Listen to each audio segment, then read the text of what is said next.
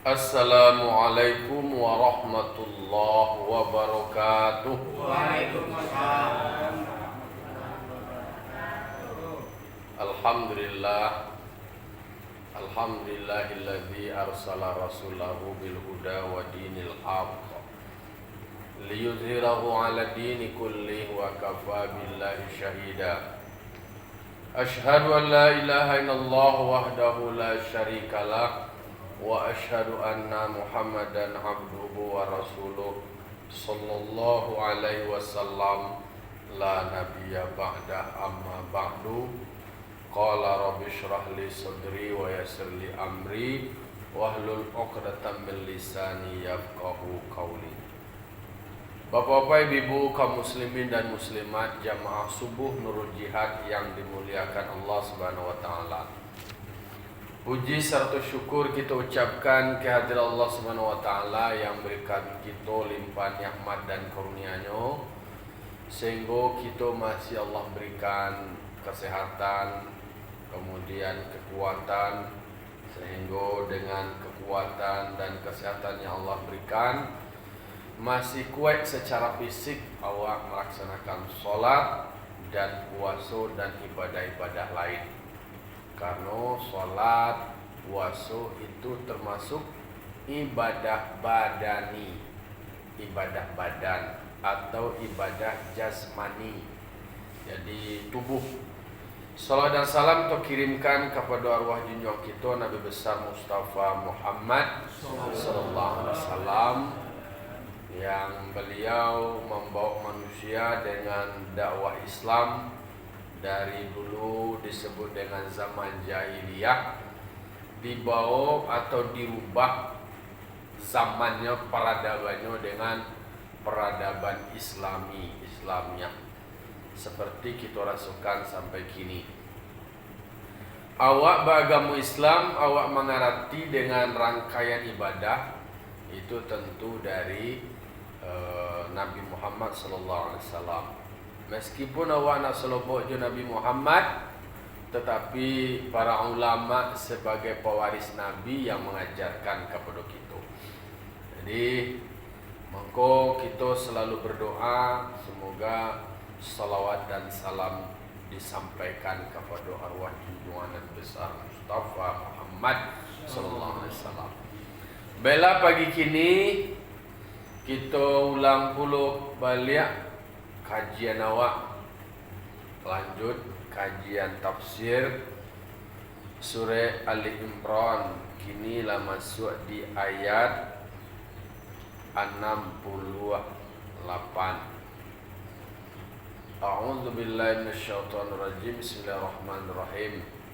Inna awlan nasi bi Ibrahima lalladzina tabauhu wa hadzan nabiyyu walladzina amanu wallahu waliyul mu'minin. Iko pembahasan lanjutan dari klaim dari kelompok Yahudi dan Nasrani yang mengklaim, yang menyatakan bahwa Nabi Ibrahim itu kecil Yahudi, kecil orang Yahudi, dan kecil orang Nasrani. Nabi Ibrahim itu Nasrani loh. Nah, jadi memang perdebatan tokoh atau figur yang menjadi panutan, itu mereka mengidentifikasi diri ke dalam ajaran Nabi Ibrahim. Padahal Nabi Ibrahim itu saja lebih dahulu dari orang Yahudi, lebih dahulu dari Nasrani. Belum dikenal istilah Yahudi, belum dikenal istilah Nasrani, Nabi Ibrahim lebih dahuluan lagi. Abalanya mengecian nyoto Yahudi, alun aduge mengalih. Nah, jadi mangko lalu diberikan jawaban inna aulan nasi bi Ibrahim. Sesungguhnya orang yang lebih berhak, yang lebih pantas, yang lebih patut menyatakan dekat pemahamannya dengan Nabi Ibrahim itu adalah lalladzina tabauhu, orang yang mengikuti Nabi Ibrahim. nyo Yahudi diklaim lo Nabi Ibrahim ke Yahudi samantara nyo nak mengikuti ajaran syariat-syariat yang diajarkan oleh Nabi Ibrahim. Betul orang Nasrani lanyo tuka-tuka, lanyo kincak-kincak kitab sesuai dengan hawa nafsu dan kepentingannya. Lalu diberikan jawaban, kelompok manusia mana yang lebih berhak, yang lebih dekat kepada Nabi Ibrahim. Dijawablah oleh Al-Quran ayat 68, yang lebih berhak dikaitkan dengan Nabi Ibrahim adalah mereka yang mengikutinya. Kapan mereka mengikuti? Pada zamannya Nabi Ibrahim. Jadi orang yang berinteraksi, orang yang bertemu, orang yang berada pada saat Nabi Ibrahim ada. Lalu siapa? Wahadzan Nabi, yang lebih berhak berikutnya adalah Nabi Muhammad. Bala mengko Nabi Ibrahim ko disebutkan lebih dekat dengan Nabi Ibrahim, disebutkan di dalam tafsir li muwafaqatihi lahu fi aktsari syar'ihi, karena ada kesesuaian, ada kecocokan syariat yang dibawa oleh Nabi Muhammad dengan kebanyakan syariat Nabi Ibrahim alaihissalam. Dilihat dari segi keturunan, memang irisan silsilah Nabi Muhammad kok sampai kepada Nabi Ibrahim, Ismail, Adnan, sampai kepada Nabi Muhammad. Jadi dijawab sudah. Pada zaman Nabi Muhammad tu memang orang kok saling membuat pengaruh. Orang Yahudi terus mempengaruhi, menggoda, mengajak masuk ke dalam kelompok mereka. Orang Nasrani takatu pula. Maka di dalam salah satu ayat dikatakan, walan tarda ankal yahudu walan nasara hatta tattabi'a millatahum. Orang Yahudi, orang Nasrani, dia tidak akan pernah redha, dia tidak akan pernah suka sampai orang lain itu mengikuti milah mereka, ajaran agama mereka. Jadi memang ada misi dari Yahudi dan Nasrani, memang dengan berbagai macam cara, dengan berbagai macam pendekatan, bahkan ada disebut dengan ghazul fikri, perang pemikiran. Mungkin agama tidak diikuti dia orang, tetapi pemikirannya, pemahamannya bisa dipengaruhi dengan berbagai macam inovasi, terobosan-terobosan yang dibuat oleh kelompok Yahudi. Dan pada saat tertentu tanpa disadari, orang tertarik dan terpengaruh dengan cara mereka. Jadi yang milah termasuklah cara mereka. Jadi di samping target utamanya orang lain masuk, umat muslim masuk ke dalam agama mereka, kalaupun tidak bisa pindah ke agama mereka, mereka sekurang-kurangnya orang-orang itu bergaya-gaya Yahudi lah, bergaya-gaya Nasrani lah. Yonyo Islam tetapi praktek kesehariannya praktek Yahudi. Yonyo Islam tapi pergaulannya pergaulan seperti orang Yahudi. Yonyo Islam tetapi mungkin cara bermuamalah dan pakaiannya seperti orang Yahudi. Allah deh tu, nyonya para dobana orang tu pindah ke agama dia dah. Mungkin agama lain, sarangnya lain, tapi isinya lain berubah. Agama Islam, tapi isi benar tidak. Itulah. Jadi mereka tadi mempengaruhi, tadi mengajak, merasa dekat dengan Nabi Ibrahim, merasa sesuai dengan Nabi Ibrahim. Padahal ajaran mereka, agama mereka sudah mereka otak-atik, alanyo ubah-ubah, lanyo tukar-tukar, lanyo kincah-kincah, lanyo kuncang-kuncang. Masa wahai kau, ala dia tu masa doi. Ala taka tabung situ lanyo ubah, la tabalik-balian. Mana ni suruh dijadinya tagahan, nama ni tagahan dijadinya suruh, nama ni ndak mulia dimuliannya Nama dibulihan ada bulihannya, nama na halal diharamkannya, na haram dihalalkannya. Tak itulah cara. Awak tanpa disadari, ate ikutilah tak atu. Dia salah. Oh Islam seorang alai. Tapi siye lah Islam doh. Namo lah Islam, mere lah agama lah. Apa dia beribadah endak jualah tu malah masuk dia tu. Tak atu cara dia jadi no. Ndak sampai mau ubah agama orang kayak gimana dia. Begitulah cara mereka dan mesti kita ingin. Dan kita kola umat Nabi Muhammad yang lebih dekat dengan Ibrahim alaihissalam. Karena kan Nabi Ibrahim ko Nabi yang memang kalau baca sejarah awalnya beliau dalam rangka mencari keyakinannya tentang Tuhan itu melalui sebuah proses. Prosesnya tu nyoba raja ke alam, nyoba pikir dari pikirannya kok, lalu kemudian membantah dari asumsi awalnya. Nyoba memperkirakan seperti kok, lalu kemudian seiring dengan perubahan nyobantah sendiri. Contoh, calia bulan di malam hari, bulan purnama. Ketika tanpa ada bulan, tanpa bulan purnama, hari terasa gelap, malam terasa gelap. Tapi dengan kehadiran bulan purnama, bumi tersinari dengan cahaya, kemudian menjadi terang benderang. Ketika Nabi Ibrahim menyaksikan hal demikian, Nabi Ibrahim memasang semacam perkiraan, asumsi. Ko mungkin Tuhan mah. Jadi masih memakai kemungkinan. Lalu kemudian mencari rupa memandang roman. Pagi ternyata bulan tu hilang. Terbantah sudah. Perkiraan awalnya disangkui ko bulan tu menjadi Tuhan. Oh nak mungkin Tuhan ko hilang. Mungkin mengganyi lo Tuhan negati je. Mungkin mogok lo aja. Hanya malam je bawa kartu baku tiko je. Tapi sialana kamu urus orang ko siang lain. Hanya malamnya muncul aja. Siangnya menghilang lenyap. Oh nak mungkin sifat Tuhan itu lenyap dok. Dalam pikirannya kalau Tuhan itu pasti kekal. Akan dimulai dari asumsi seperti itu. Terbantah sudah. Nyesimpulkan bulan bukan Tuhan. Karena tidak mungkin Tuhan itu bisa lenyap dan hilang pula. Diceliaklah malamnya banyak bintang-bintang berkedip-kedip, bertebaran di langit.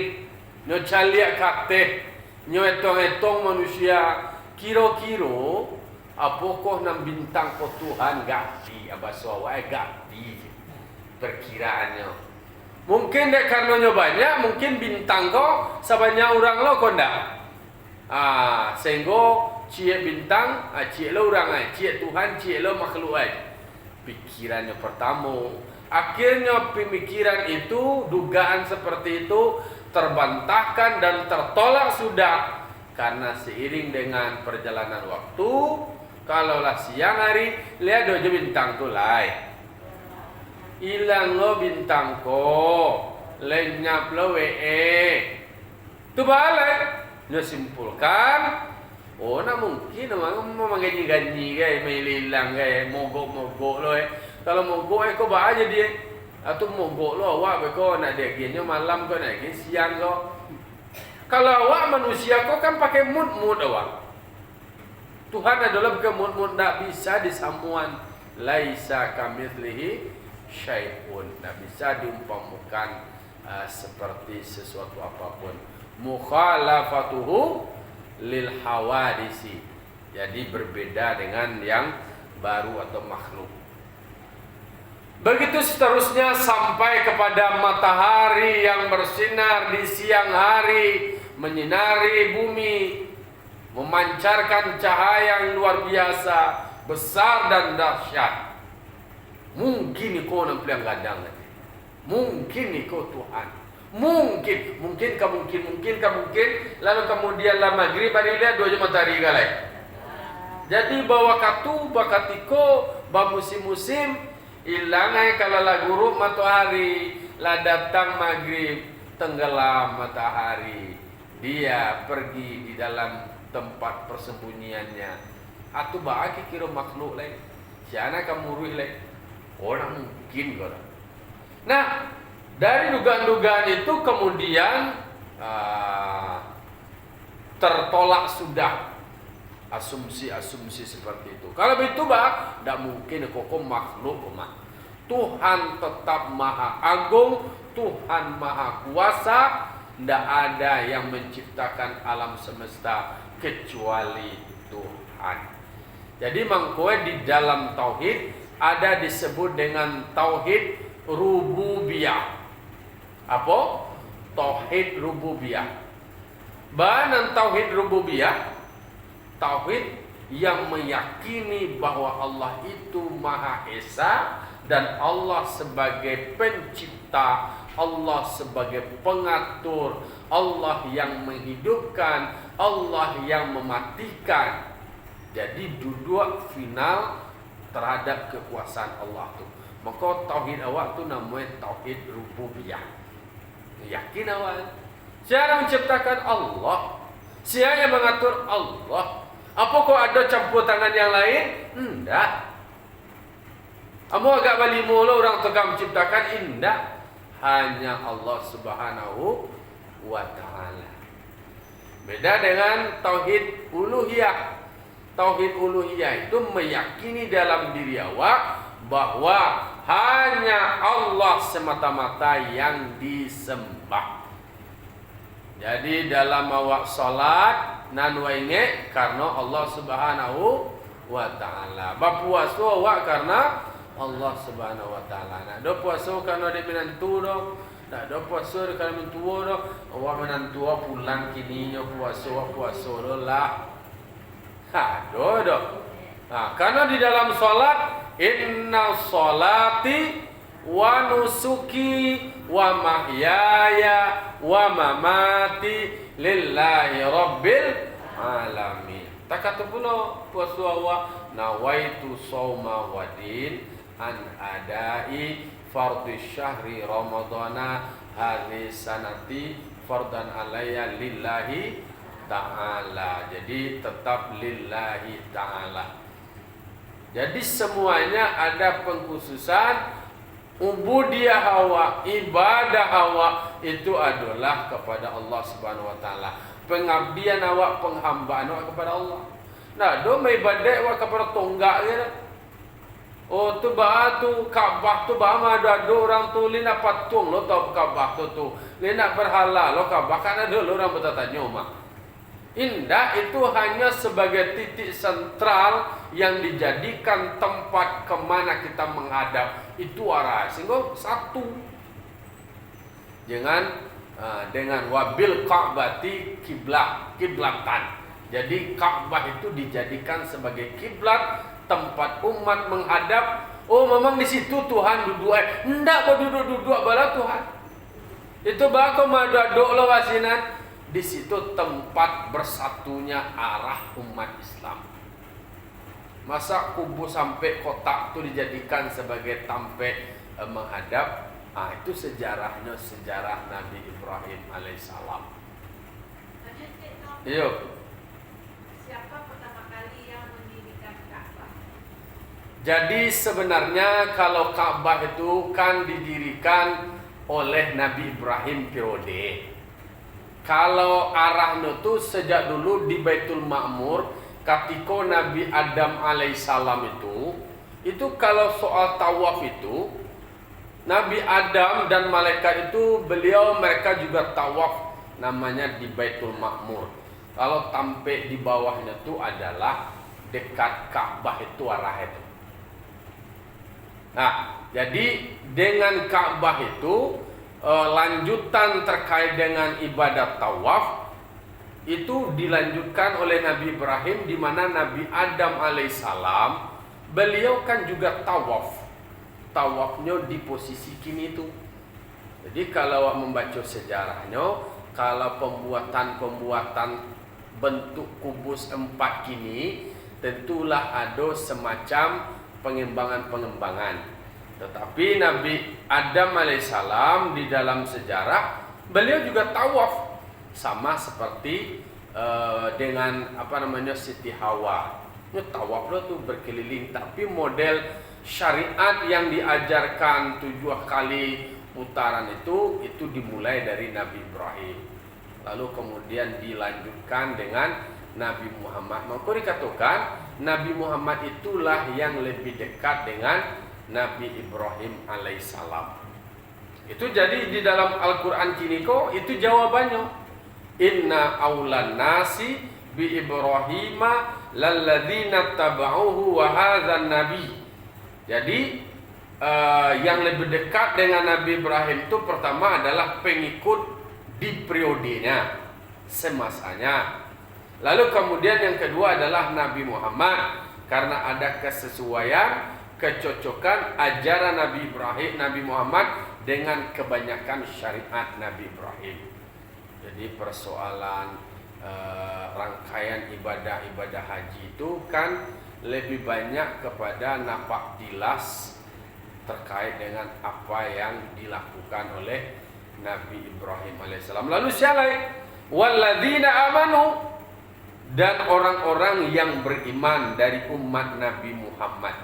Jadi 3 itu berhak mengklaim dekat dengan Nabi Ibrahim. Jadi umat semasa Nabi Ibrahim, kemudian Nabi Muhammad, dan kita umat Nabi Muhammad. Kenapa disebutkan di dalam tafsir dikatakan fahumul ladzina yanbaghi ayyaqulu nahnu ala dinihi la antum. Merekalah yang sewajarnya, yang sepantasnya, yang sepatutnya untuk berkata nahnu ala dinihi la antum. Kamilah yang dekat dengan agama Nabi Ibrahim, bukan kamu. Iko bantahan jawaban terhadap klaim atau istilah itu onggoan kaitan sebutan dari kelompok Yahudi dan Nasrani yang menyebutkan Nabi Ibrahim ko Yahudi kecuali Yahudi, Nasrani kecuali Nasrani, terbantah. Justru yang lebih dekat, yang lebih berhak untuk menyatakan itu adalah umat yang sezaman dengan Nabi Ibrahim, kemudian Nabi Muhammad, dan kita umat Nabi Muhammad alaihissalam. Wallahu waliyul mu'minin, dan Allah adalah wali orang-orang yang beriman. Maksud wali itu memberi pertolongan dan yang menjaga mereka. Jadi yakin awak kalau soal penolong agama Allah tuh, kalau kita taruh bergerak di dakwah menolong agama Allah, Allah akan berikan pertolongan kepada awak. Kalau awak masih menjago, membaca, menghafal ayat-ayat yang di dalam kitab suci Allah, berarti kita pun akan dijago oleh Allah Subhanahu wa taala, karena Allah lah sebagai walinya orang yang beriman. Itu adalah ayat 68. Kalau ayat 69-nya, ayat itu turun tatkala orang Yahudi mendakwahkan Mu'az, Uzaifah dan Ammar kepada agama mereka. Jadi ada tokoh-tokoh Islam, tokoh-tokoh sahabat-sahabat yang orang Yahudi menyebutkan dakwahano Mu'az, kemudian Uzaifah, kemudian Ammar untuk masuk ke dalam agama mereka Yahudi. Jadi memanglah saja dulu dalam sejarah orang Yahudi kok yang memang licik, lihai, supaya mempengaruhi orang lain kok nyambil tokoh-tokoh kok supaya bisa nyucari tuan beko ke orang terpengaruh orang lain. Jadi teori mempengaruhi orang kok memang ahlinya Yahudi. Lalu turunlah ayat waddat ta'ifatum min ahlil kitab law yudillunakum wa ma yudilluna illa anfusahum wa ma yash'urun. Memang kelompok dari ahli kitab, mereka berkeinginan, mereka bercita-cita, mereka berhasrat supaya mereka bisa menyesatkanmu, Jadi para ahli kitab Yahudi itu kan dari kelompok yang disebut dengan ahli kitab, karena ada kitab suci yang diturunkan kepada mereka dan mereka disebut sebagai ahli kitab. Dan mereka itu kalau wak lihat kaitan dengan ayat yang kita baca tadi, walan tardo angkal yahudu walan nasara hatta tattabi'a millatahum. Orang Yahudi dan Nasrani mereka memang tidak akan pernah puas, mereka tidak akan pernah reda, mereka tidak akan pernah berhenti sampai masuk ke milah mereka. Nah, di dalam ayat 69 surah Ali Imran satu kelompok dari ahli kitab Yahudi itu mereka terus bercita-cita, terus berkeinginan untuk menyesatkanmu. Nah, menyesatkan kau bahas supaya masuk ke dalam agama itulah sasilo ini. Contoh kasusnya mereka memang mendakwahkan atau menyeru, mengajak seperti tokoh Mu'adz, kemudian Hudzaifah, kemudian Ammar untuk masuk ke agama mereka. Itu memang sejarah seperti itu. Jadi memang hati-hati ya wak, lunak mainnya, alwi main orang Yahudi itu. Jadi tanpa disadari seakan-akan awak terhipnotis dengan ajakan mereka, dengan cara mereka, lalu terpengaruh dan terpedaya. Pada akhirnya mungkin bungkui awak lain masih kecewa Islam, tetapi isilah diisi dengan ajaran-ajaran mereka. Kalau Muhammad Abduh justru sebaliknya mengajian, justru nyosabui orang-orang kaya di Eropa justru lebih Islami dibanding umat Islam. Itu kecilnya ketika menceliak banyak orang-orang non Muslim itu mereka lebih disiplin, mereka lebih bersih, mereka lebih taat terhadap aturan. Ya memang begitu. Patangko kayak di Singapura tuh, ambo pergi ke Singapura, antrian di migrasi itu memang luar biasa ketat. Termasuk awak yang biasa dengan sistem yang tidak baik, tetapi berada di negara yang sistemnya baik, dipaksa baik. Ambo kan namo di paspor Rahmat.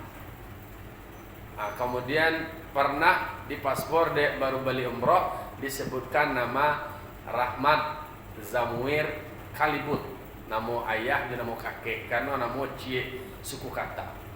Karena panggil ambo masuk ambo ke dalam ruang interogasi. Karena panggil hampir sajam tuh diinterogasi, diwawancara, dicari Facebook ambo. Ternyata di Facebook nama Rahmat Tuanku Sleman, di KTP Rahmat Cie, di paspor Rahmat Cie. Sementara di medsos awak pakai Tuanku Sleman Rahmat, Tuanku TK Sleman. Dicek cicik tuh Facebook apa, di Instagram apa posting-postingan awak dan segala macam. Ya babayo ketat. Balai nak doge bisa mengamang-awak tuh dipanggil dibawa di polisi nih lo kata kalau Ustadz Abdul Somad kan dikurangnya dalam ruang ketek. Kalau Mbo memang diwawancarai dulu di ruangannya khusus dibawa di polisi. Kau orang rumah lah, kau orang rumah lah dulu, anak-anak lah lapeh tinggal waktu kurang seorang. Itu artinya adalah ada kalau Muhammad Abduh mengatakan justru kadang-kadang lebih disiplin di situ baras ya. Masya Allah, luar biasa. Jadi memang awak tak ada orang merokok tu kan, ada pun tongkol seserak kan ada. Jadi kata Muhammad Abduh tu justru lebih Islami lo orang non Muslim dibandingkan awak. Maknanya kalau Yusril Izzah Mahendra mengacian orang baik yang berada di sistem yang tidak baik, pada akhirnya orang baik berubah menjadi tidak baik. Tetapi orang tidak baik berada di sistem yang baik, mereka berubah menjadi baik. Kalau teori kini ada namanya man in society. Kalau man in society berarti ada perilaku seseorang itu dipengaruhi oleh komunitas. Kalau komunitasnya, masyarakatnya baik, perilaku seseorang itu akan bisa berubah dengan adanya komunitas masyarakatnya baik. Tapi kalau komunitas masyarakatnya lah ndak elok cialahnya, anak-anak baru lah iyalah tak bawa lo ke dalam keadaan seperti itu. Tapi yang berasa ganggu tunjang juga oleh ekonomi yang bagus. Jadi memangnya buat sistem ekonomi disabut di pemanduan motu disabutnya di Singapura itu orang taka-taka awak orang Indonesia kalau menjadi warga negara Singapura dipilih kalau orang luar tuh menjadi warga negara dicari profesi. Kalau pekerjaannya pendapatannya sekian-sekian tidak boleh deh doh, nak diizinkannya doh. Tidak bisa menjadi warga negara doh. Ya, tapi kalau orang-orang hebat, ahli punya keterampilan langsung aja terima itu. Memangnya punya keinginan seperti itu daerahnya kenyang ya. Sekali putar sekali layu, tali kadang buat luang bodoh lagi. Tetapi yang menarik itu adalah mereka dengan semua keterbatasannya itu menjadi disiplin. Karena apa? Ayah aja baik impor dari Malaysia tuh ayah. Dari Indonesia sebagian. Ada sebagian di Indonesia. WC aja bawa ke jambat ayah Bali ayah seorang. Nah, itulah istilah. Ya ayah Bali dia aqua ayah anu itulah Bali. Bawa ayah seseorang. Nah, jadi intinya adalah memang ada semacam kelompok tersendiri mereka menanamkan nilai-nilai Islami. Maka Muhammad Abduh itu mengatakan al-Islamu mahjubun bil muslimin. Nilai ajaran Islam itu baik, sempurna, tetapi tertutupi oleh perilaku. Perilaku itu contohnya seperti disiplin. Kalau anda disiplin, orang-orang Muslim kok tidak disiplin, orang Muslim kok indah pamalih. Berarti kan rusak agama. Padahal agama majang disuruh bertebaran di muka bumi. Itu tidak terkerjakan, tidak teramalkan. Akhirnya itulah Muhammad Abduh, tokoh besar, tokoh Muslim, justru marason bahasa wae kok kritikan lebih Islami lo orang non Muslim aja. Pengamalan nilai yang ada di dalam Islam itu justru ada di mereka. Tapi meskipun mereka tidak semayang, kan beda kan itu aja tuh. Nyo tidak punya tauhid rububiyah, tidak punya tauhid uluhiyah, kan itu aja tuh. Nyo Tuhannya lain loh deh. Nah, itu Tuhan barangkali pitih Tuhan mungkin deh. Nah itu, makanya ada catatan bahwa kelompok-kelompok Yahudi memang mereka terus menyesatkan kamu wa mayudilluna illa anfusahum. Sebenarnya mereka itu sedang menyesatkan diri mereka wa ma yashkurun, tetapi mereka tidak ingat. Artinya dosonya menyaksikan orang lain itu inyo yang menangguang. Karena memang dalam pikirnya untuk mempengaruhi orang masuk dalam kelompoknya, berarti inyo menyesatkan orang lain. Dosa mereka itu akan mereka tanggung, tetapi mereka tidak ingin. Dia macam diri, jadi hebatnya. Nyo memang marasuan orang Yahudi itu kami kok hebat. Kenyataan kayu mau kayu-kayu. Hebat penguasa diplomasi, penguasa ekonomi, mau tidak mau banyak negara butuh dengan hubungan dengan mereka, kecuali Indonesia.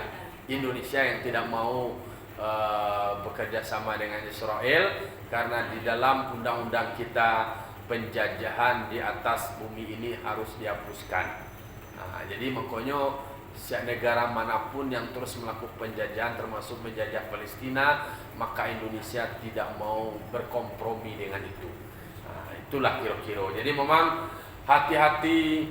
Mungkin awak tidak mengikuti agama mereka, tetapi pemikiran-pemikiran, ajaran-ajaran, cara-cara, praktek-praktek mereka tanpa kita sadari itu terikuti dewa. Na'udzubillah tsumma na'udzubillah lah. Demikian pagi kini yang kita diskusikan. Fa'tabiru ya ulil absar la'alakum turhamun. Assalamualaikum warahmatullahi wabarakatuh. Waalaikumsalam.